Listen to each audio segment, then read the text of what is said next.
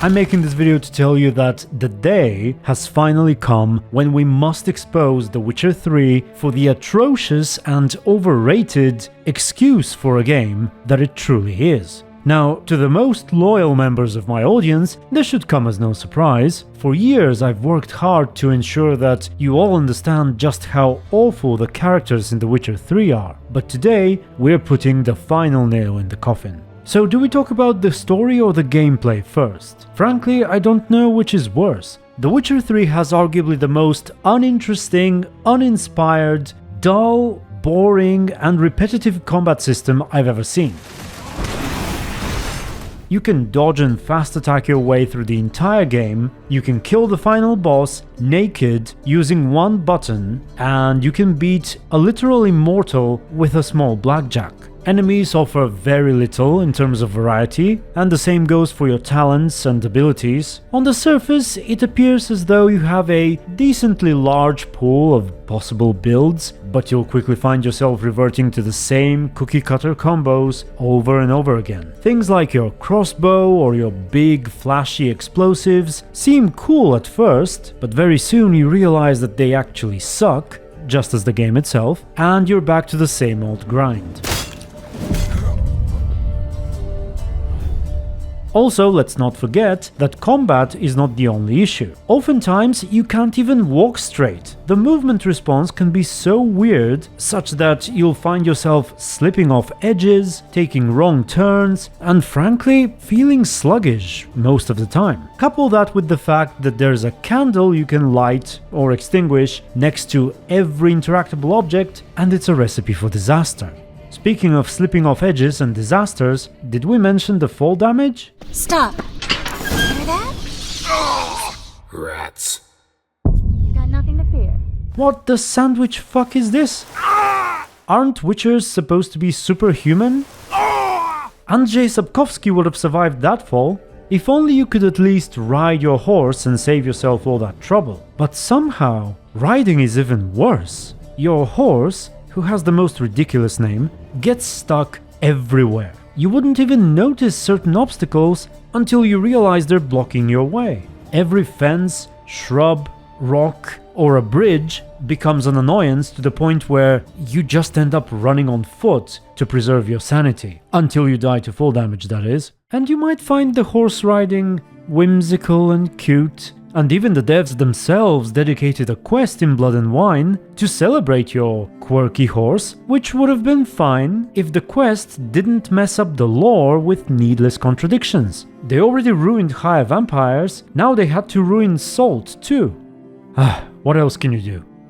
Oh, the crafting system is an absolute disaster. The items you produce are either complete rubbish, which you basically never use, or are so good that you pretty much never replace them with anything else you ever find. And the good stuff is usually split in several tiers, which you have to keep finding the schematics for and upgrading, which is boring as hell, since you get nothing interesting from these upgrades other than higher numbers. And I suppose the only thing that doesn't totally suck is playing Gwent. Oi, Geralt! How's the armour performing? Here to order another? Yearning to play a few rounds of Gwent. That ought to set me straight. However, that does tend to get boring and repetitive eventually. Up for a few rounds of Gwent? As fun as it is, there's just way too much of it, which breaks the immersion and makes the game too long. Wouldn't mind a few rounds of Gwent. Which brings me to the next point. The game is too fucking long. And while you may suggest that everything I've said so far is a matter of personal opinion, this here is pure fact. CDPR themselves have admitted it. They've said in the past how every player who left any feedback has hated the fact that the game is just too damn long. And it is. It drags on forever. Just look at my time played. But anyway, CDPR also vowed to correct that mistake in Cyberpunk, which they did. The main story there is far shorter, and it has Keanu Reeves. It's something The Witcher could have used actually.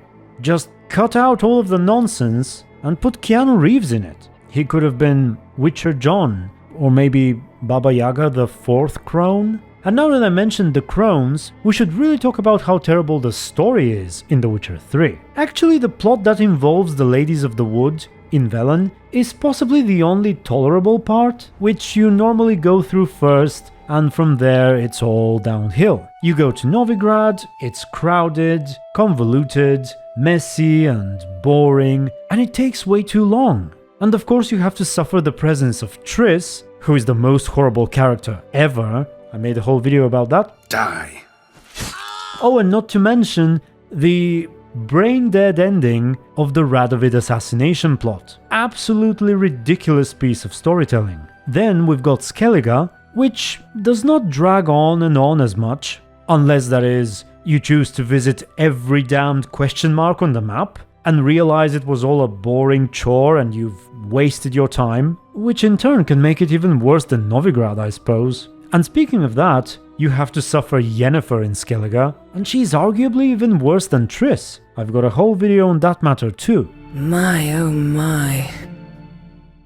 And all that nonsense ultimately culminates in the rescue of this spoiled brat, whom I simply cannot stand, and no amount of money can change my mind. By the way, there's a whole video on that subject as well. But essentially, everything good about Ciri is little more than throwbacks to the good parts of the Witcher books. And I suppose it's not quite as bad as fully removing those parts, like some people did, but still, I'm not easily fooled. And so we approach the ending of the game, where we fight the Wild Hunt, who, as you might imagine, are some of the weakest villains in video game history. You take your clothes off, whip out your wooden sword, beat Eridan over the head, the game ends, hopefully Ciri dies, and you're left empty and alone with the realization that you've wasted your time.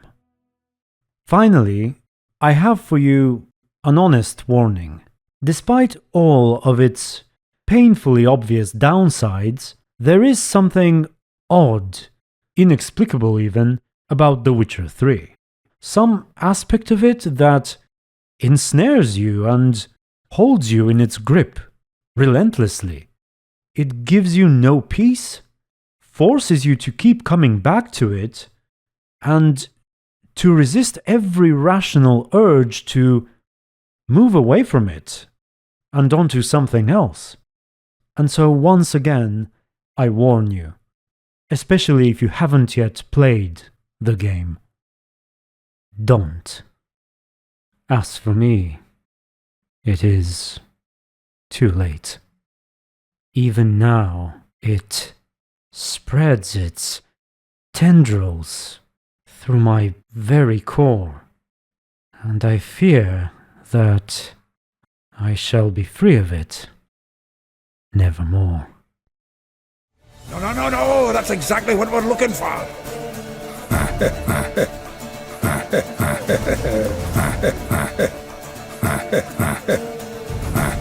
Dwarf. Never suspected he'd be so humble. Triss? Yennefer, perchance? Couple times. Her and the Wild Hunt. Oh.